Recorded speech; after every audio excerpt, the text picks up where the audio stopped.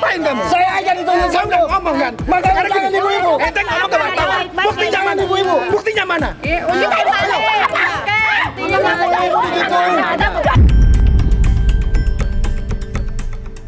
Farhad Abbas dan Elsa Sharif, Anda yang mencemarkan nama baik daripada profesi Anda sendiri. Kita minta kepolisian untuk segera menindak Andi, dan kalau bisa ditangkap. Tiap hari dia bikin seperti ini.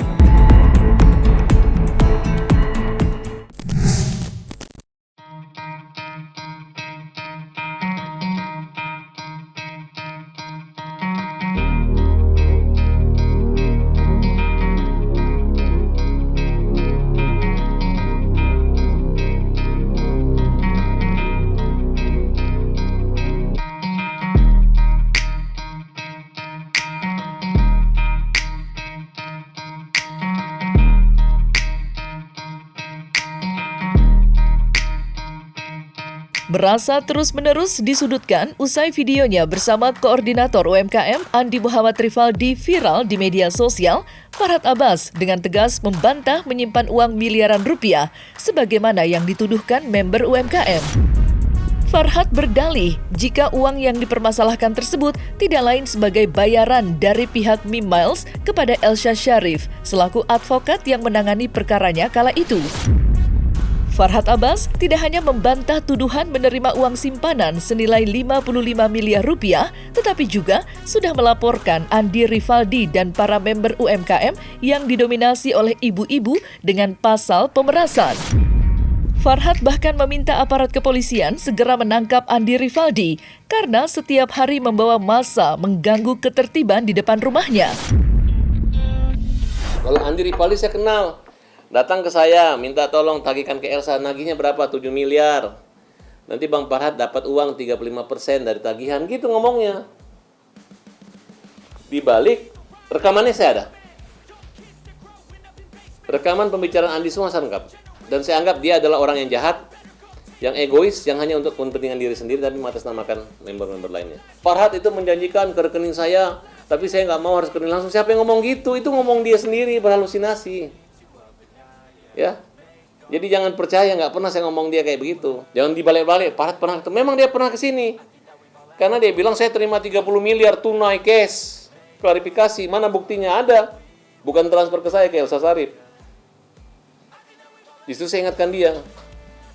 Keluar Farhad berjanji akan mentransfer langsung ke saya. Ngarang. Harusnya kau rekam omongan saya, baru kau pamerin bahwa saya akan membayarkan, jangan ngarang gitu. Bilang, nah itulah yang saya maksud, bahwa ada member UMKM yang saya ajak pada pertemuan sebelumnya itu, mereka diminta nomor rekeningnya untuk dibayar langsung. Nah inilah dasarnya kenapa ya para UMKM datang secara antri, ya. Bukan saya yang mengajak mereka, tapi mereka tahu bahwa sudah ada di antara mereka itu diajak oleh Farhad dan ingin dibayarkan. Bahkan pada saat mau pembayarannya itu nomor rekening saya diminta, tapi saya bilang stop, jangan melalui rekening saya. Kalau rekening saya boleh, tapi harus ya semua yang memang berharap dalam hal ini tolong dikondisikan. Ya nggak sampai harus semua dana yang sebesar itu ya. Tapi karena keserakahannya ya mereka menunda-nunda, padahal sudah ada kok kesepakatan sebelumnya. Memang ada transfer dana ke Elsa Sharif sebagai jasa lawyer. Ada kontraknya, ada konfirmasinya, ada surat pernyataannya, apalagi. Hanya kekerasan hati dan kepala dan keberanian si Andi berani datang di sini. Ini anak ibu-ibu nggak ada uang disodor-sodorin seperti itu buat apa? Kalian nggak mengerti. Terus kalau kalian begitu terus saya malu? Enggak lah, gue nggak malu. Tiap hari kamu seperti ini, apakah begitu cara-cara Indonesia? Saya udah laporkan ke Polres Jakarta Selatan dan ke Polres Jakarta Utara. Ini namanya pemerasan. Andi, ini pemerasan ya. Kau giring ibu-ibu untuk memeras kita. Kamu giring ibu-ibu untuk memeras kita. Tidak baik. Hanya kita aja nggak mau berantem. Karena kalian bawa ibu-ibu anak kecil. Ya, tidak bagus itikatnya. Saya masih meragukan kenormalan kamu, Andi. Tidak normal. Tunggu waktunya. Kau di penjara, Andri. Kau di penjara. Percayalah sama saya. Dan lama-lama ketika klien ini pada sadar bahwa uang menagih itu bukan kepada Elsa Sharif atau kepada Vidi atau kepada Farhat, tapi kepada perusahaan PT, baru menyadari kamu yang menghalangi mereka untuk menagih kepada orang itu. Andi Rifaldi dan ibu-ibu ini termasuk anak-anaknya akan saya laporin. Emang kalau kamu menangis, terus kamu sedih, kamu teriak, emang saya yang zolim sama kamu? Emang Tuhan tidak tahu? Emang kita tidak celaka kalau zolim sama kalian? Emang kita tidak malu, ya? Janganlah dengan cara-cara seperti itu, tidak bagus. Kalian dari RT mana? Saya nggak ada pernah kontak minta tolong sama Pak RT di sini, tolong diamankan saya karena saya merasa tidak bersalah. Jadi kita nggak takut, ya. Dan hati-hati aja, ya. Ibu-ibunya juga dipidana, anak-anaknya bisa kita pidana kok. Saya hadapi dengan klarifikasi. Gua nggak takut, gua datang. Dan ibu-ibu itu udah gue laporin ke Polres, tinggal pemeriksaan saja. Kita minta kepolisian untuk segera menindak Andi, dan kalau bisa ditangkap. Tiap hari dia bikin seperti ini. Rumah kediaman Farhat Abbas di Jakarta untuk kesekian kalinya kembali digeruduk member UMKM. Mereka ngotot meminta agar Farhat keluar dari rumahnya dan segera mengembalikan uang simpanan 55 miliar yang merupakan uang investasi perusahaan Mimiles. Farhat yang enggan menemui para member UMKM membuat sejumlah ibu-ibu geram hingga terjadi ketegangan antara ibu-ibu dan kolega Farhat. Cekcok di antara kedua belah pihak pun tak terhindarkan. Baik kolega Farhat maupun para member UMKM sama-sama ngotot hingga menarik perhatian warga sekitar.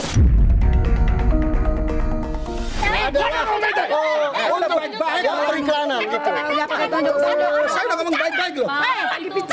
Puan kalau ngelunjak, Saya aja yang ditunjuk. ngapain kamu? Saya aja ditunjuk. Saya udah ngomong kan. Makanya Sekarang jangan gini, ibu-ibu. ente ngomong ke wartawan. Buktinya mana ibu-ibu? Buktinya mana? Ibu ini bukan UMKM, namanya doang UMKM.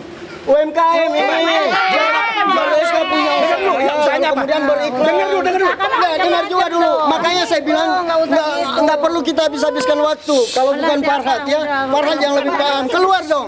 Lu si Andi bukan sampean. Andi di belakang sampean. Paham nggak? Ya kesini. Nah itu belakang siapa kalian? Ya tapi nggak usah dulu. Sudah panggil aja yang bersangkutan. Para ibu-ibu yang kesal lantas menantang Farhat untuk sumpah pocong. Andi Rifaldi menegaskan jika tantangan sumpah pocong yang dilayangkan sebagai salah satu catatan untuk membuktikan siapa yang benar dalam perkara yang saat ini sedang ramai dibicarakan. Sontak saja tantangan sumpah pocong pun ramai menarik perhatian. Lantas, seperti apa Farhat Abbas menanggapi tantangan sumpah pocong tersebut? Kan bener ya kan? Kita ibu-ibu Nggak provokasi menentang Mbak Mitra semua. Farhat Ayo Abbas. sumpah pocong sama saya. Saya kalau saya dianggap salah, ayo kita bersumpah apa? Ayo sumpah pocong. Masa? Coba kalau Farhat Abbas mau sama saya berani. Saya siap. Kita bikin sumpah pocong aja kalau memang Bang Farhat merasa benar dan Bu Elsa. Nah kan karena Bang Farhat itu suka menantang orang dengan sumpah pocong. Boleh nggak Pak Andi, kami emak-emak mengadakan atau menantang sumpah pocong supaya ditahu nih yang mana benar, yang mana salah daripada berlarut-larut. Jangan sampai kita juga fitnah. Nah kalau misalkan Bang Farhat dalam hal ini berani untuk sumpah pocong ya nanti kami lihat, kami udah siap, kami udah nekat. Sumpah pocong apa? Suruh Andi yang sumpah pocong. Ceritanya itu yang kau karang atau yang seperti yang kau karang-karang itu, kau jujur nggak gitu, ya kan? Kamu jujur nggak Andi? Kau sumpah pocong kepada orang bahwa memang uangnya itu di Farhat gitu. Kamu rekayasa. Saya curiga kamu udah terima uang. Dan inilah bagian kamu untuk memeras India supaya daripada saya kejar ke kamu, mending kejar ke Farhat dan Elsa, kan begitu. Udah mudah kebaca kok. Sampai teman-teman organisasi mengepung rumah Elsa. Ternyata suratnya semua palsu. Andi, kau dengan klienmu itu, yang India itu, kau berdiri di sini di TV ya semua. Ngomong, silakan ngomong. Bilang Elsa menerima titipan uang. Bilang. Panggil Elsa Sharif, adu bukti, adu surat. Jangan kau sendiri. Semua di pomal, gayanya begitu, berani bilang penipu, maling, teriak-teriak. Kisruh yang terjadi antara Farhad Abbas dengan member UMKM sebenarnya bukanlah perkara baru, melainkan sudah berlangsung sejak 2019. Saat itu, Farhad menjadi kuasa hukum Elsa Sharif yang dituding menyimpan uang owner perusahaan Mimiles senilai 55 miliar. Andi Rivaldi selaku koordinator meminta Elsa Sharif mengembalikan uang simpanan, sementara Farhad diduga ikut menikmati atau menerima uang tersebut dari Elsa Sharif. Lantas, seperti apakah kedua belah pihak menyoroti perkara tersebut? Nah, Elsa, Vidi, dan rekan-rekannya itu secara secara hukum waktu itu diputus kontrak. Dan itu nggak ada lagi nongol setelah mengambil puluhan miliar rupiah. Tolong bertanggung jawab nih. Jangan mencemarkan nama baik para lawyer. Kasihan lawyer yang lain. Kalau seperti ini, kliennya dirampok seperti itu, ya. Kasihan lawyer yang lain. Jangan cemarkan nama baik teman-teman lawyer yang lain. Kami tahu banyak lawyer yang lain sangat baik sekali. Bahkan ya para UMKM ini didatangi untuk ingin dibantu langsung, ya tanpa biaya. Bahkan mereka yang ingin ya membantu semuanya. Bayangkan, banyak sekali orang baik, tapi Anda, Farhad Abbas dan Elsa Sharif, Anda yang mencemarkan nama baik daripada profesi Anda sendiri. Saya terus terang, saya terpanggil untuk ini, ya. Dan saya cukup bukti. Hari ini saya bawa semua bukti. Nanti kamu malu. Uang saya di Farhad, mana bukti uangmu di Farhad Abbas? Mana bukti uangnya? Mana perjanjian kamu dengan perusahaan? Malu. Itu uang sebenarnya uang angus. Gara-gara kalian ditipu. Kebetulan aja orangnya bebas. Kenapa bebas? Karena mengaku perdagangan, iklan. Dianggap membayar iklan. Nah, mereka menjanjikan orang mengajak member-membernya seolah-olah investasi. Yang pasti uang akan kembali. Nggak mungkin lah. Nyimpan 10 juta dapat mobil Alpansa. Terus kalau nggak dapat mobil Avanza kembali 10 juta. Terus dapat 10 juta, dapat Avanza kembali 10 juta. Itu nggak mungkin. Itu bisnis tipu-tipu ya. Itu Ponzi. Multi level marketing ya. Mana dipisahkan antara Ibu Elsa dan pribadi. Dapatlah anggaran kurang lebih 30 miliaran. Itu kan jasa untuk 7 tersangka. Berapa PT dibagi. Itu pun beberapa tingkatan penyidikan. Cuma di tengah jalan dicopot. Ya uang nggak kembali. Tinggal silahkan gugatan perdata. Itu bukan antara member dengan Elsa, tapi antara kliennya dengan Elsa. Kan hubungan hukumnya tidak langsung. Itu Andi nggak terbuka sama mereka. Kalau dia terbuka, ibu-ibu ini karena dijanjikan, cari Farhad. Farhad kemarin membeli member 400 juta. Pak, bagi dong kita Pak, bagi dong uang Pak, gitu. Itu yang membuat dia datang ke sini. UMKM apa? Apa yang kamu dapat?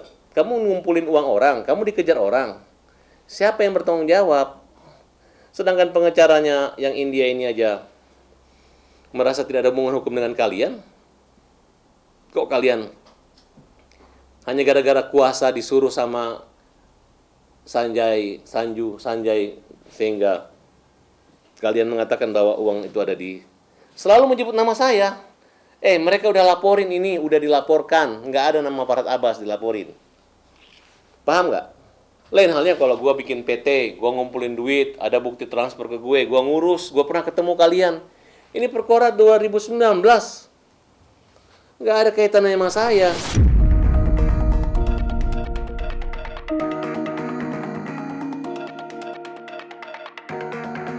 Nah, selesai sudah Cumi Lovers. Saksikan terus Cumi Camp In Depth, kabar lengkap, mendalam, dan akurat dari narasumber terpercaya. Dan jangan lupa untuk like, subscribe, dan juga share channel YouTube Cumi Cumi.